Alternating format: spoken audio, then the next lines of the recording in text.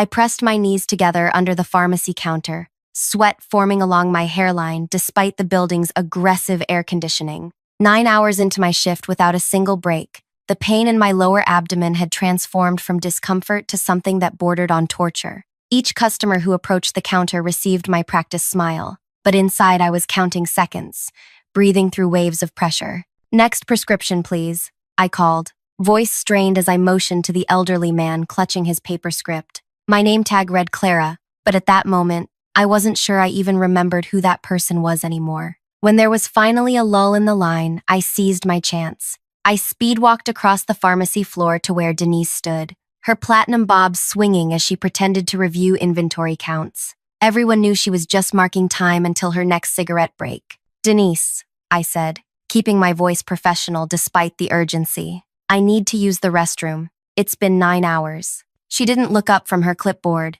"And? I need the key." The pharmacy bathroom required a special key that only managers had access to, allegedly for security reasons involving the medication storage areas. But everyone knew it was about control. Denise finally raised her eyes, scanning the waiting area where 3 new customers had just joined the line. "You see all those people? They need their heart medication, their insulin. You think they want to wait while you take a potty break?" She patted her pocket where I could see the outline of the bathroom key. "You can hold it or go home without pay. Your choice." The humiliation burned hotter than the pain in my bladder. 2 nearby pharmacy techs suddenly became very interested in counting pills. "But I haven't had a single break today," I whispered, hating the pleading note in my voice. "I've been here since opening." "Then you should have gone before your shift," she replied, turning away. "Besides, I locked it earlier during performance evaluations. Can't have staff wandering in and out when we're discussing sensitive matters." Those performance evaluations were just Denise criticizing junior staff until they cried,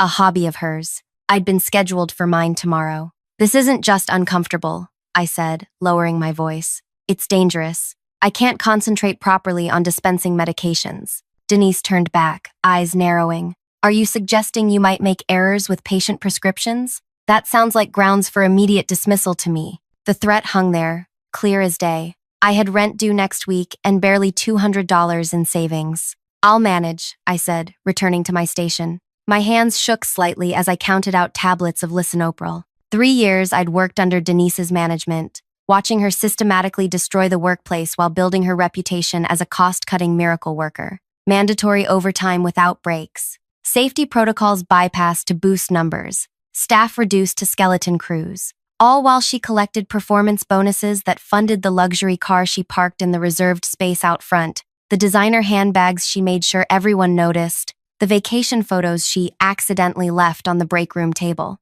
As I handed the prescription bag to a waiting patient, my phone vibrated in my pocket. I wasn't supposed to have it on me during shifts, but after a coworker collapsed from dehydration last summer, because Denise had implemented a no water bottles at workstations policy, I'd started breaking that rule. The text was from my former colleague, Pam. "Did you make the call yet?" I glanced at Denise, who was now berating the newest tech about prescription label alignment. What Denise didn't know was that I understood our regulatory system better than she did. For months, I'd been researching pharmacy laws, documentation requirements, and reporting procedures. I knew exactly who to call and what to say. And today, with my body in pain and my dignity in shreds, I'd finally reached my breaking point. Wait, I should pause here for a moment. If you're finding this story relatable or it's making your blood boil, you're not alone. Many of us have experienced workplace abuse of power. Hit that like button if you've ever had a boss who treated basic human needs as inconveniences,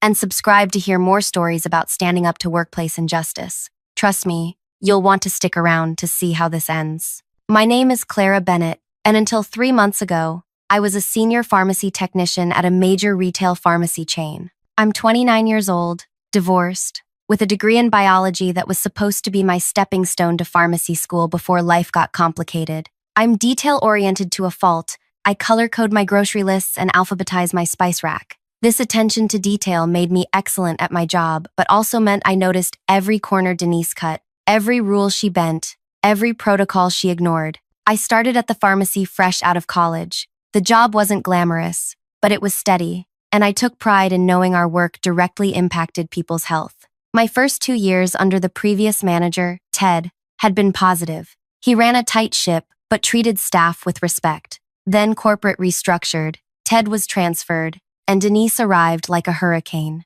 From day one, she made it clear that metrics were all that mattered. Prescription fill times, customer wait times, staff to prescription ratios. She slashed our team from 12 to 7 while our prescription volume increased by 30%.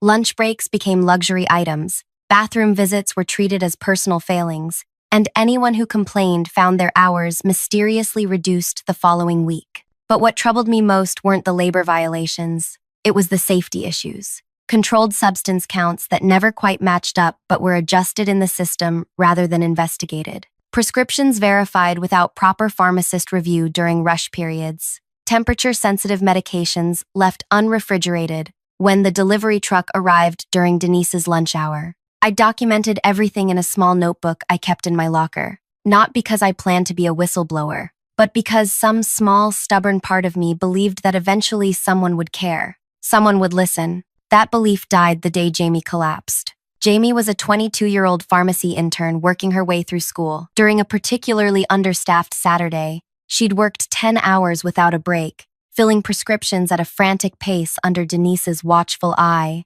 When she finally asked for 5 minutes to eat something, Denise had rolled her eyes and said, "If you can't handle the pressure, retail pharmacy isn't for you." 20 minutes later, Jamie fainted, hitting her head on the corner of the dispensing counter. The cut required 7 stitches. Denise wrote it up as employee negligence due to improper meal planning before shift. I visited Jamie in the hospital that night. She told me she was quitting.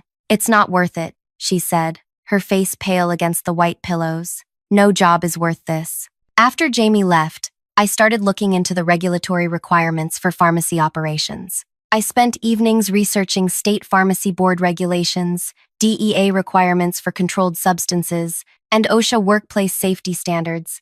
I took screenshots of our staffing charts, photographed temperature logs, and recorded the times Denise overrode safety protocols. Which brings me back to that day, hour 9 of my shift, bladder screaming for relief, dignity in tatters. I watched Denise disappear into her office and made my decision. I slipped into the medication storage area, where the shelving units created a small blind spot from the security cameras. I pulled out my personal cell phone with shaking hands. Not to call HR, they'd proven useless in the past. Not to complain about bathroom breaks. Instead, I dialed the State Board of Pharmacy's direct line. The phone rang twice before a woman answered. State Board of Pharmacy, Compliance Division. I took a deep breath. I need to report unsafe dispensing practices and controlled substance handling violations at District 14, location 237. My voice was steadier than I expected. Patients are at immediate risk. Can you specify the nature of these violations? The woman's tone shifted from professional to alert. Controlled substance counts being altered in the computer system when physical counts don't match. Refrigerated medications being left at room temperature. Prescriptions being verified without proper pharmacist review during busy periods. And staffing levels that prevent employees from taking legally mandated breaks, leading to potential dispensing errors. She asked several specific questions about our protocols, our volume, our staffing. I answered truthfully, providing the exact regulatory codes being violated. This wasn't about bathroom breaks anymore. This was about patient safety. "We'll need to investigate immediately," she said finally. "Can you provide your name?" I hesitated, thinking about my rent payment. "I'd prefer to remain anonymous for now." "Understood. Based on what you've described, especially regarding the controlled substances, we'll be conducting an unannounced inspection today. Is the location currently open?" "Yes, until 8 tonight. Thank you for the report. We take these matters very seriously." I hung up, heart pounding so hard I was sure everyone could hear it. I slipped my phone back into my pocket and returned to the prescription counter, just as Denise's office phone rang. I watched her through the glass partition of her office as she answered. Her expression morphed from irritation to something approaching panic. She stood up, pacing between her desk and the door. "A surprise inspection? Today, but..." She ran a hand through her platinum bob. "That's completely unnecessary." Her voice rose enough that customers looked up from their phones in the waiting area. She hung up and rushed over to where I stood filling prescriptions. "Take your break," she said, thrusting the bathroom key at me. "Now, 30 minutes." I took the key, feigning surprise. "I thought we were too busy for breaks." "Just go." Her face had lost its usual smugness. replaced by something close to fear. And when you get back, check that all the narcotic counts match perfectly. In the bathroom, I finally relieved myself, the pain subsiding into blessed emptiness. I splashed cold water on my face and studied my reflection, dark circles beneath bloodshot eyes, hair hastily pulled back in a messy ponytail. I barely recognized myself anymore. Through the thin wall, I could hear Denise's frantic phone calls. I need everyone in. Yes, everyone. I don't care if it's your day off, Bennett. Get here now. The state board is doing a surprise audit. No, I don't know why. I took my time washing my hands, savoring each second away from the counter. Through the tiny bathroom window, I could see the pharmacy parking lot where 3 official-looking vehicles had just pulled in. My heart raced, but not from fear, from a strange, unfamiliar feeling that took me a moment to identify. Hope. When I returned to the pharmacy floor, Denise was frantically reviewing paperwork at the computer terminal, clicking through screens of inventory records. Her normally perfect makeup had smudged around her eyes from where she'd been rubbing them. The narcotic count sheets for the last 3 months, she said, shoving a stack of papers toward me without looking up. Make sure they're in order. I took the papers, noting how her hands trembled. I heard you on the phone. Is everything okay? Just a routine inspection, she muttered, still typing furiously. Nothing to worry about. The state inspector mentioned they're bringing someone from the DEA, I said casually, arranging the papers. She froze, fingers hovering over the keyboard. Drug enforcement? That's impossible. They don't do joint inspections without advance notice. Not when Schedule 2 narcotics are involved, I replied, remembering the exact wording from the regulatory handbook I'd studied. It's standard procedure if there's a discrepancy report. Should I pull last month's inventory adjustments? Her eyes widened with sudden realization, darting between my face and the papers in my hands. You wouldn't. I'm just trying to help before they arrive, I said, maintaining eye contact. The adjusted counts for oxycodone from last Tuesday might raise questions. The color drained from her face. That particular adjustment had been significant. 20 tablets that couldn't be accounted for. Denise had simply overridden the system and changed the numbers rather than filing the mandatory DEA report. Give me those, she hissed, snatching the papers from my hands. Go count the fentanyl patches. Now. I moved to the controlled substances cabinet, unlocking it with my code. Over my shoulder, I could see Denise frantically shuffling through the paperwork, occasionally glancing toward the entrance. The next 40 minutes were a blur of desperate activity. Denise cycled between threatening staff to keep their mouths shut and pleading with them to help her organize paperwork. She called 3 pharmacists who were off duty, begging them to come in. She even tried to convince the youngest tech,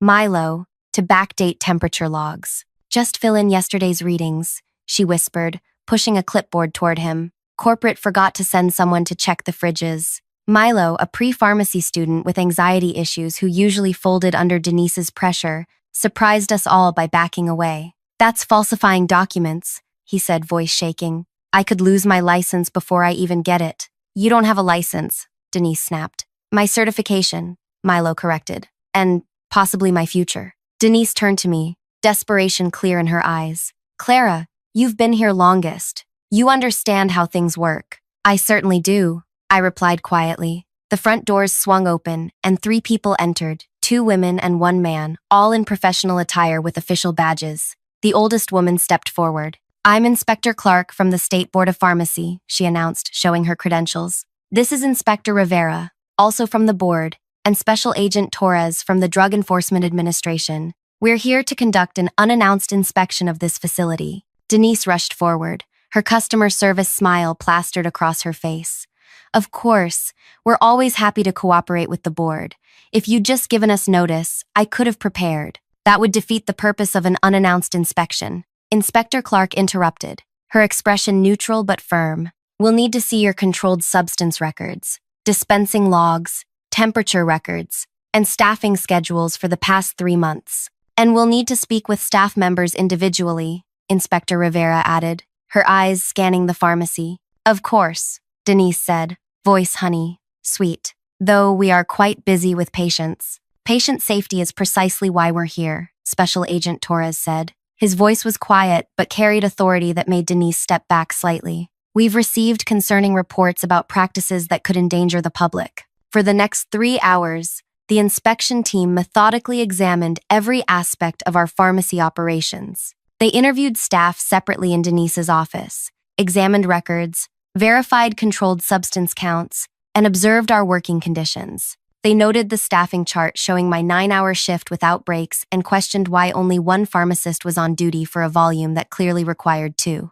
When it was my turn to be interviewed, I brought my small notebook. "I've been documenting irregularities," I explained, sliding it across the desk to Inspector Clark. Dates, times, specific incidents, including controlled substance count discrepancies that were adjusted rather than reported. She leafed through the pages, her expression growing increasingly grave. "How long has this been going on?" "Since Denise took over as manager 18 months ago," I said. "It started with staffing cuts, then skipping breaks to maintain metrics, then overlooking safety protocols, and finally, I gestured to the notebook. The controlled substance irregularities began about 6 months ago."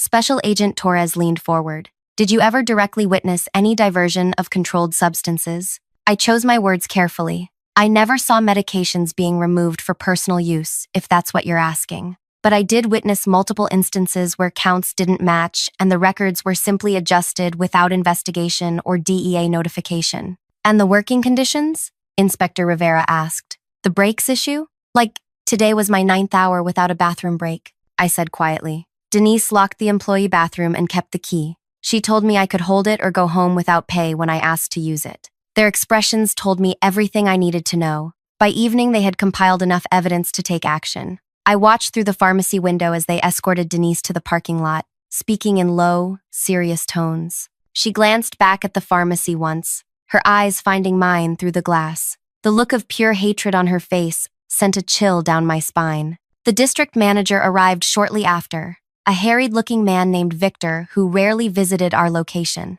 He spent an hour with the inspection team, his expression growing more grim by the minute. When they finally left, he gathered the remaining staff. "I want to assure you that we take these findings very seriously," he said, not quite meeting anyone's eyes. "Denise has been placed on administrative leave pending further investigation. For now, Neil will be coming from the downtown location to serve as interim pharmacist in charge." Neil was a veteran pharmacist who had been with the company for 20 years. He was known for running things by the book. "What about the staffing issues?" I asked. "We've been running at dangerous levels for months." Victor shifted uncomfortably. "That will be addressed. I'll be authorizing overtime for the next 2 weeks while we evaluate personnel needs." We all knew what that meant. They'd recognized the problem but weren't committing to hiring more staff, just paying the existing skeleton crew more to keep working unsustainable hours.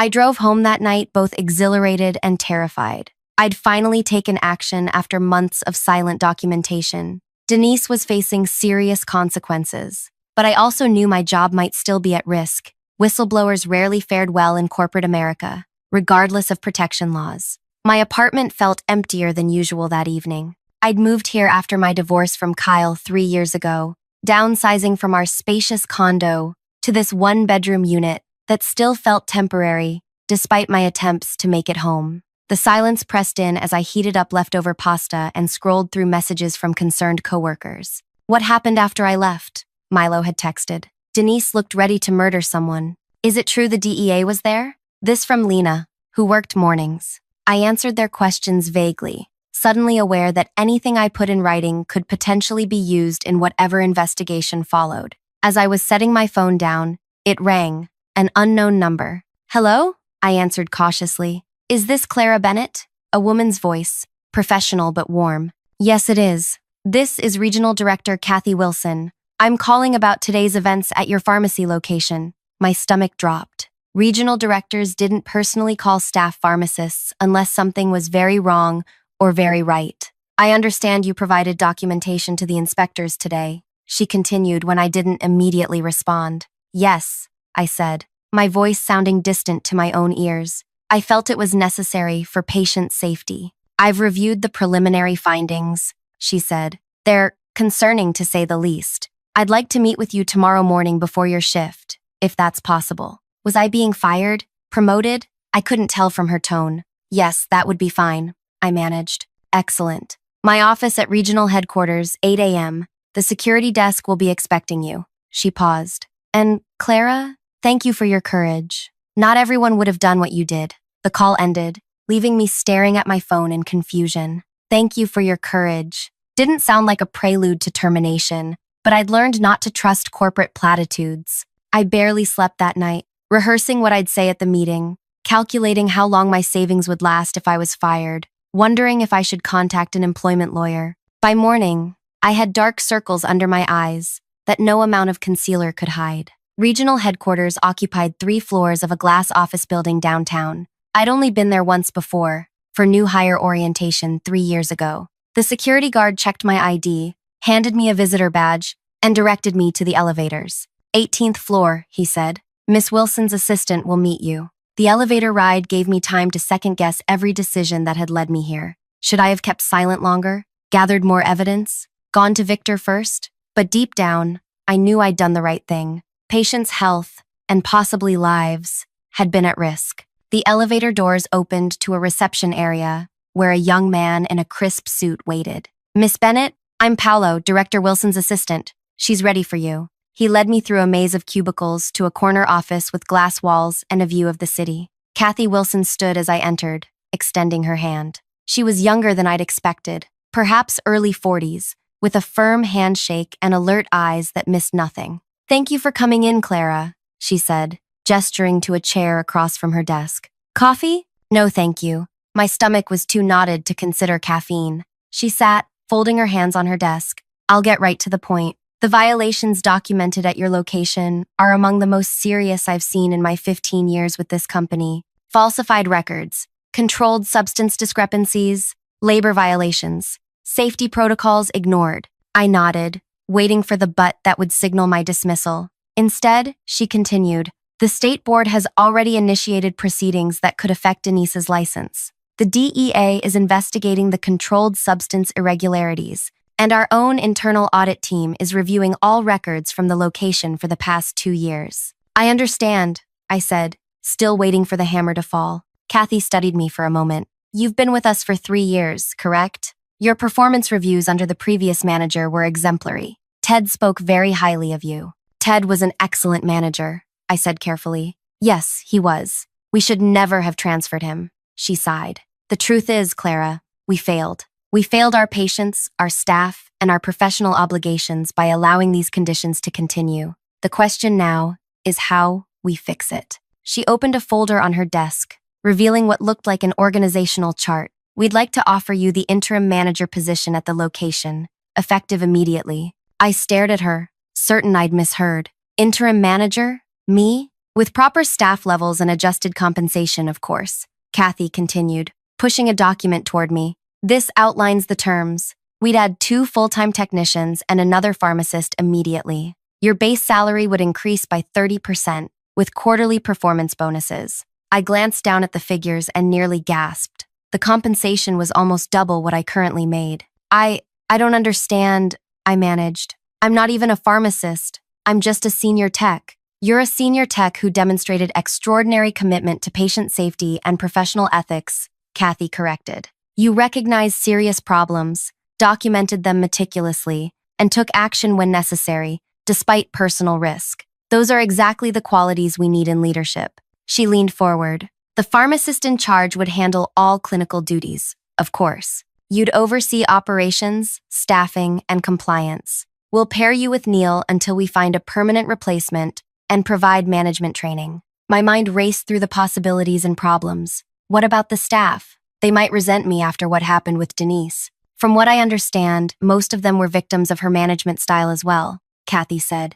But if there's resistance, we'll address it. The important thing is restoring proper protocols and rebuilding staff morale. I thought about Jamie in the hospital bed, about Milo being pressured to falsify documents, about the countless patients who'd received medications dispensed by exhausted, rushed technicians. I accept, I said, surprising myself with the firmness in my voice. But I have conditions. Kathy raised an eyebrow but nodded for me to continue. First, complete amnesty for any staff member who was following Denise's instructions under duress. No retaliation against anyone who speaks to investigators. Second, I want to personally review all hiring for the new positions. We need people who understand what happened and are committed to preventing it from recurring. Third, I want written confirmation that adequate staffing will be maintained. regardless of budget pressures. I expected resistance, but Kathy was already nodding. Those terms are reasonable and align with our remediation plan. Anything else? I thought for a moment. Yes, I want Jamie Preston contacted and offered her position back at a higher rate if she's interested. Jamie had been one of our best interns before her collapse. The young woman who was injured? Kathy made a note. Consider it done. 2 days later, I walked into the pharmacy, not as a technician, but as the interim operations manager. The mood was strange, a mix of relief, curiosity, and wariness. Some staff avoided eye contact, perhaps fearing association with either Denise's practices or my whistleblowing. Others approached immediately with questions about scheduling and procedures. Neil, the temporary pharmacist in charge, proved to be exactly what we needed: experienced, by the book, and completely uninterested in office politics. "I'm here to make sure medications are dispensed safely and legally," he told me during our first meeting. "You handle the people and paperwork. I'll handle the pharmaceuticals." My first week passed in a blur of training, hiring interviews, and system corrections. I discovered violations far beyond what I'd initially documented: expired medications that had been repackaged with new dates, prescription transfers processed without proper verification, controlled substance prescriptions filled beyond legal limits. Each discovery strengthened my resolve to fix what Denise had broken. By week 2, we had hired 3 new technicians and a full-time pharmacist, bringing our staffing to appropriate levels. The difference was immediate: shorter wait times, proper breaks, and most importantly, time to actually verify each prescription carefully. The staff gradually warmed to my leadership, especially after I instituted a no-questions-asked bathroom break policy and set up a formal meal break schedule. Simple human dignities that shouldn't have been revolutionary, but were. Jamie accepted our offer to return, now as a senior technician with a substantial raise. "I wasn't sure I'd ever work in pharmacy again," she admitted on her first day back. "But when I heard what you did, I wanted to be part of rebuilding this place." Milo, the young tech who'd refused to falsify temperature logs, blossomed once the fear of Denise's retaliation was removed. He started a patient education initiative for seniors that quickly became popular. Lena took charge of inventory management, implementing a double-check system that prevented errors. But not everything was smooth. Corporate sent a parade of auditors, each more thorough than the last. The state board continued their investigation, interviewing staff repeatedly, and whispers about Denise circulated constantly. She'd been seen talking to lawyers. She was planning to sue the company. She was moving to another state. I heard nothing directly until 3 weeks into my new role, when a certified letter arrived at my apartment. My hands trembled as I opened it. "Cease and desist," the letter began. It was from Denise's attorney, claiming I had maliciously defamed her with false accusations that had irreparably damaged her professional reputation. The letter demanded I retract my statements to the state board and company, management, or face a lawsuit seeking damages in excess of $500,000. I sat at my kitchen table, reading the letter over and over, fear curdling in my stomach. I couldn't afford a legal battle. Even with my new salary, I had barely begun to rebuild my savings after the divorce. A lawsuit could bankrupt me, even if I eventually won. I called Kathy Wilson the next morning, my voice shaking as I explained the situation. "Forward me the letter," she said calmly. "Our legal team will handle this. You are acting as an employee reporting legitimate safety concerns. The company will cover any legal expenses." I wanted to believe her, but doubt lingered. Corporations protected themselves first. If throwing me under the bus became expedient, would they hesitate? That afternoon, I received another shock. As I was reviewing schedule requests in my new office, formerly Denise's, Victor appeared in the doorway.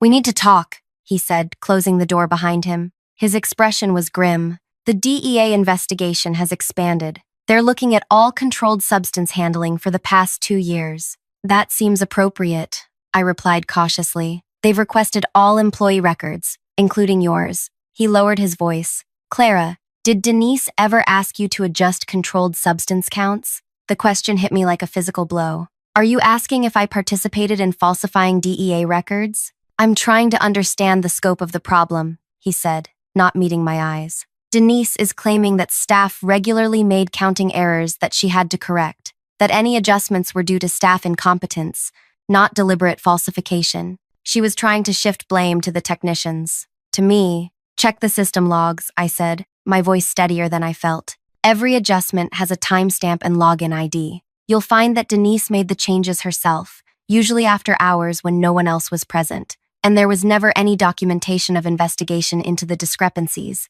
as required by DEA regulations. Victor nodded, looking relieved. That's what the initial review showed. I just needed to confirm. After he left, I sat at my desk, staring at the framed pharmacy license on the wall. Denise wasn't going down without a fight. She was going to try to drag everyone down with her, starting with me. That night, I could barely sleep, imagining worst-case scenarios. What if some evidence had been destroyed? What if Denise had somehow used my login credentials? What if the company decided I was a liability rather than an asset? My phone rang at 6:30 a.m. Unknown number. Hello? I answered, heart racing. Clara, it's Neil. Don't come in today. The DEA is here with police. They're seizing records and computers. What? Why? I sat up, fully awake now. I don't know details, but it's serious. They mentioned criminal charges. His voice dropped to a whisper. I think they found something big. I spent the day in anxious limbo, checking my phone obsessively for updates.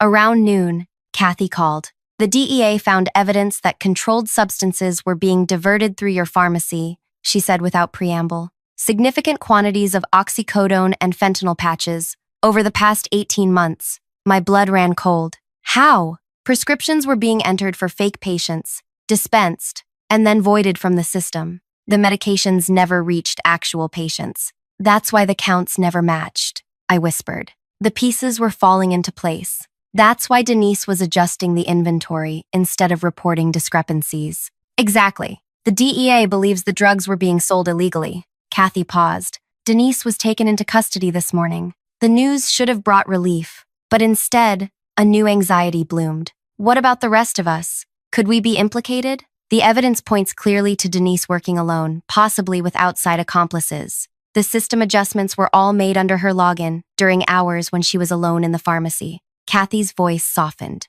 Your documentation actually helped prove that other staff weren't involved. You'll need to give statements, but you're not targets of the investigation. When I finally returned to work 2 days later, the mood was somber but resolute. The staff had been questioned extensively, but as Kathy predicted, the evidence clearly showed Denise had acted alone within the pharmacy. She had a separate set of prescription records, Neil explained as we prepared to open.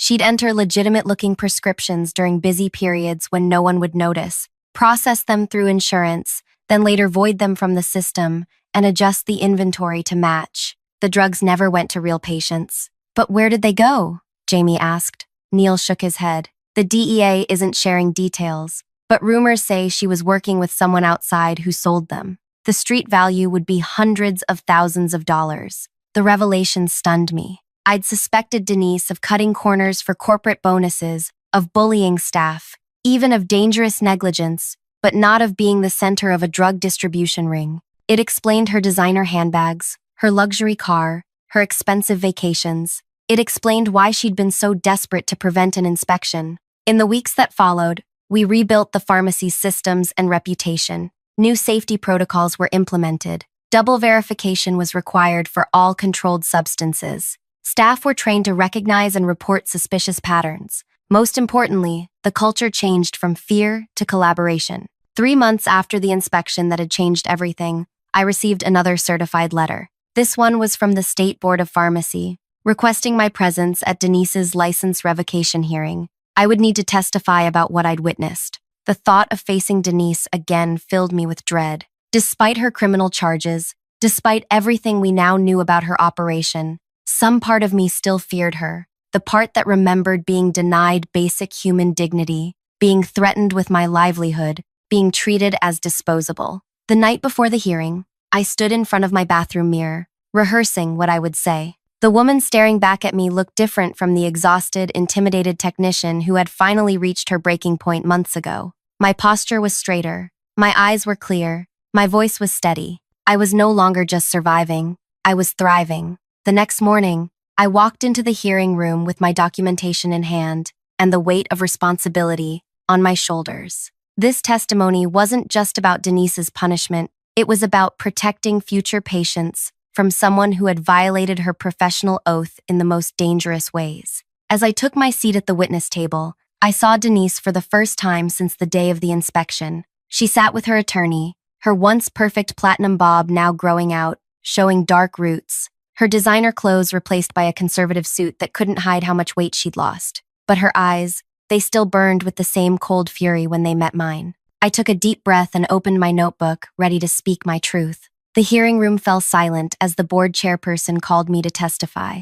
5 stern-faced pharmacy professionals sat behind a long table, files open before them. To my right, a court reporter's fingers hovered over her stenography machine. "Please state your name and position for the record," the chairperson instructed. "Clara Bennett, Operations Manager at District 14, location 237. "And what was your position during the time Miss Waters was pharmacy manager?" "Senior pharmacy technician." For the next hour, I answered questions methodically, referencing my documentation whenever needed. I described the staffing violations, the falsified temperature logs, the altered controlled substance counts. I explained how Denise had created a culture of fear where questioning practices meant risking your job. Throughout my testimony, I avoided looking directly at Denise, focusing instead on the board members. But I could feel her stare burning into me, could sense her seething resentment. When I described the day of the inspection, hour 9 without a bathroom break, the locked bathroom, her threat of "hold it or go home without pay,"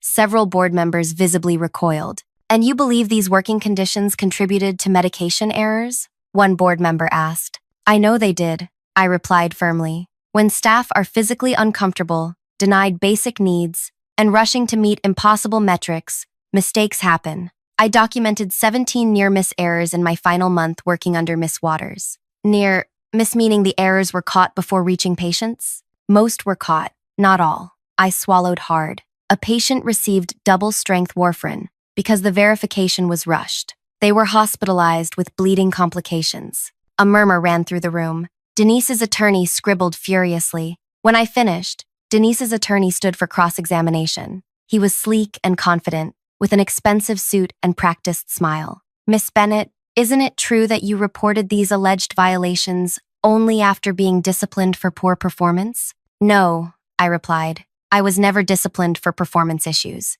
He consulted his notes with theatrical confusion. "But Miss Waters indicates she had scheduled you for a performance review the very next day after the inspection." "That's correct. But, so you reported these supposed violations just before a performance review that might have resulted in discipline?" he interrupted. I took a breath, refusing to be rattled. The so-called performance reviews were used as intimidation tactics, and I reported violations because I witnessed controlled substances being diverted and patient safety being compromised. "You've benefited considerably from Miss Waters' removal, haven't you?" His voice dripped with insinuation. "Promotion, substantial raise, new authority." "I accepted a position no one else wanted at a pharmacy in crisis," I corrected. The location had lost half its staff under Miss Waters' management and was under investigation by multiple agencies. The questioning continued. Each attempt to undermine my credibility met with calm, factual responses. When Denise's attorney finally sat down, the board chairperson asked if I had anything to add. I turned to face Denise directly for the first time.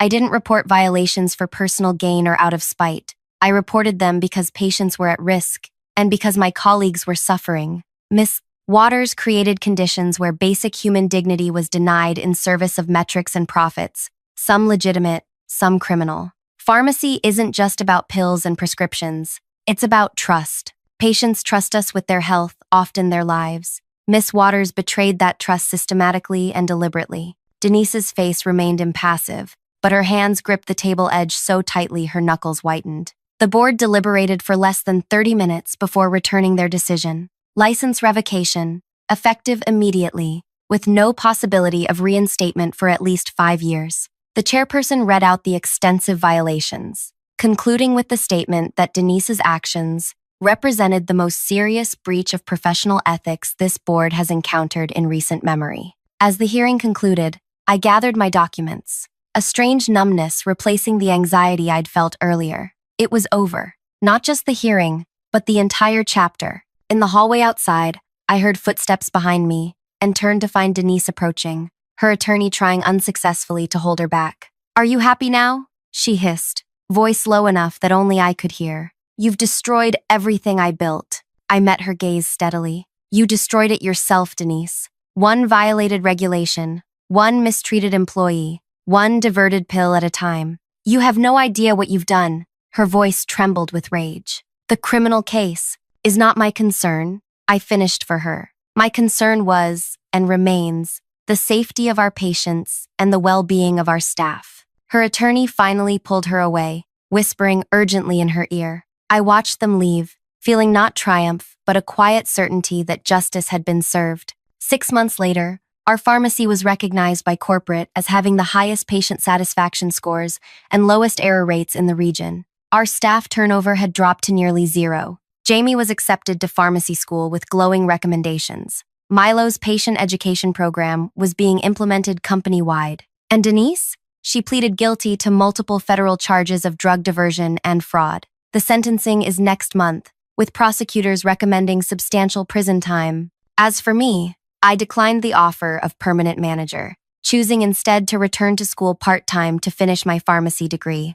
while maintaining a senior role. The bathroom key now hangs on an open hook by the break room, available to anyone who needs it. No questions asked, a small but meaningful symbol of the changed culture. Sometimes, the most powerful revenge isn't about humiliation or retribution. It's about rebuilding what someone else destroyed, about replacing fear with dignity, chaos with order, danger with safety. It's about standing in your truth so firmly that no one can ever make you doubt it again. If you've ever faced workplace abuse or witnessed ethical violations but stayed silent out of fear, I hope this story gives you courage. Sometimes one phone call, one report, one moment of bravery can change everything, not just for you, but for everyone affected by a broken system. Leave a comment if you've ever had to make a difficult ethical choice at work, and subscribe for more stories about standing up to workplace injustice. Remember, your dignity is non-negotiable, and sometimes the most important thing you can do is simply refuse to be complicit.